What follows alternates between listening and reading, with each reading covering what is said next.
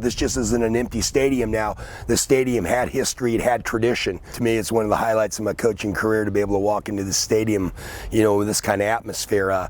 Did it my first time, and the last time I did it, I still get the chills. It doesn't matter how old I am or how much of a veteran I am at this thing here. Walking into this stadium, I'll tell you right now, is the most chilling feeling you get when you hit bottom and your crowd sees you and they got the kids behind you.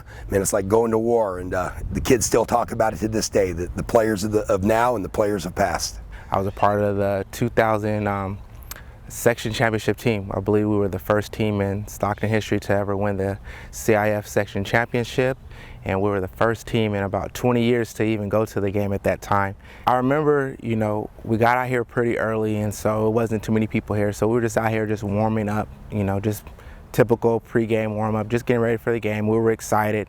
No one thought we had a chance to even make it this far. But I remember coming out of the locker room, and as we were walking down, getting ready for the opening kickoff, just seeing all the people. At that time, I've never played in a game in front of, I don't think, Lincoln, we always had a pretty good crowd. We averaged about 5,000 people, and that's a pretty nice high school crowd, And we came here, this stadium was almost to capacity, and it was so loud, and I was just in awe to just hear the crowd roar, and so it was just kind of like just the jitters. It was just a whole new level, and it was definitely a preparation to, looking ahead of, what my future.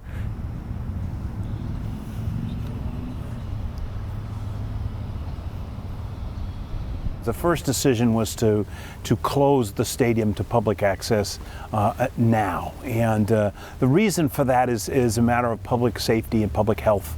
This facility is just not kept up with modern needs for accessibility to all kinds of different people. There's a health and safety issue. There's an issue of Pacific is one of the most beautiful campuses in America, and this facility just doesn't match up. So there's a health and safety issue, but there's also this is Pacific's front door, and we want to put out a good feeling to people. We want people to know that we're a substantial university, and a university that takes a lot of pride in its physical presence, and this facility doesn't reflect that. At the present time, we have no specific plans for a Stagg Stadium. We're going to get some experts in here and tell us what we can do. I think we're all a little concerned about what the cost might be to rebuild a 30,000 seat stadium here, and the number of bathrooms that requires, the number of concession stands, the number of parking spaces, and the kind of access that modern day standards require could put a huge price tag on that. So we're a little concerned about that, but we're going to give it a try. You can't put a price tag on memories. There's a lot of generations of fathers and grandfathers and cousins and nephews. Everyone that's a part of this community has some kind of attachment to the stadium. They either watched a great game here or they played in a great game here. It's almost an icon in the city. If you're traveling on I-5 and you're coming back into town, if there's an event here, you see the lights on. You think, oh, what's going on at the stadium tonight, type of thing. It's always been here. I'm a lifelong resident. I can remember coming here as a young boy with my parents to high school football games. It was the place to be on Friday nights in the fall. I've attended several rock concerts that were held here. I attended 49er training camp scrimmages and such that were held here. For the past 33 years, we've hosted the Moonlight Classic Drum and Bugle Corps competition here at UOP Stadium.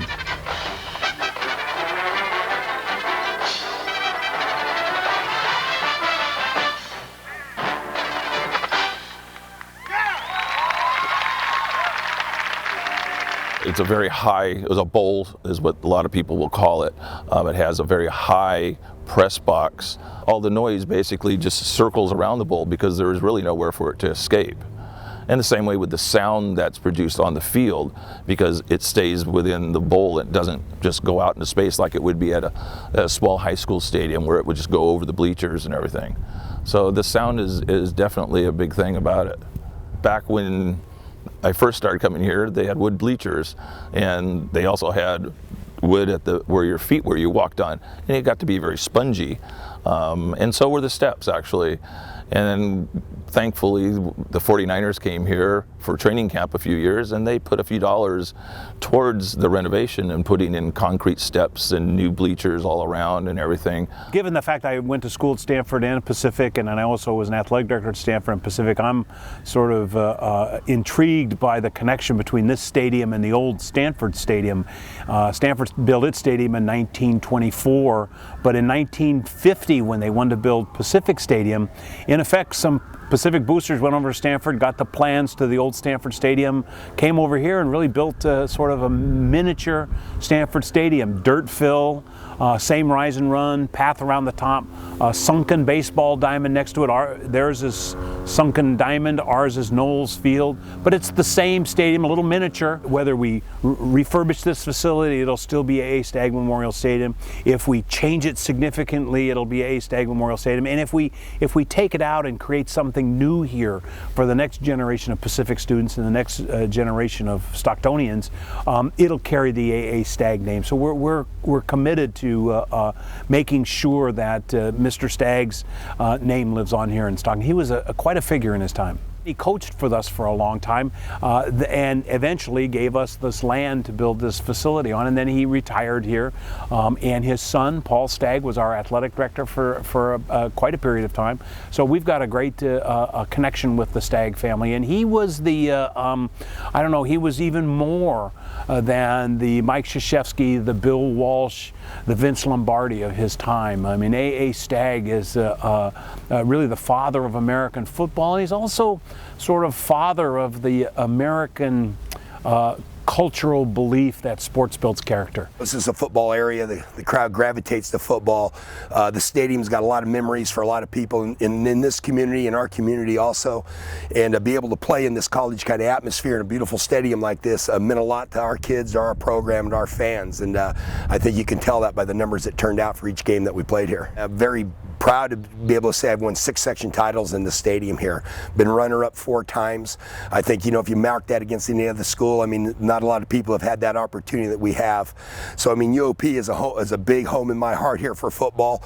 I mean, our goal is, beginning of the season, was always we break and chant UOP because that's where we wanted to be. In the early 90s, everything was, you know, a little bit more polished, shined.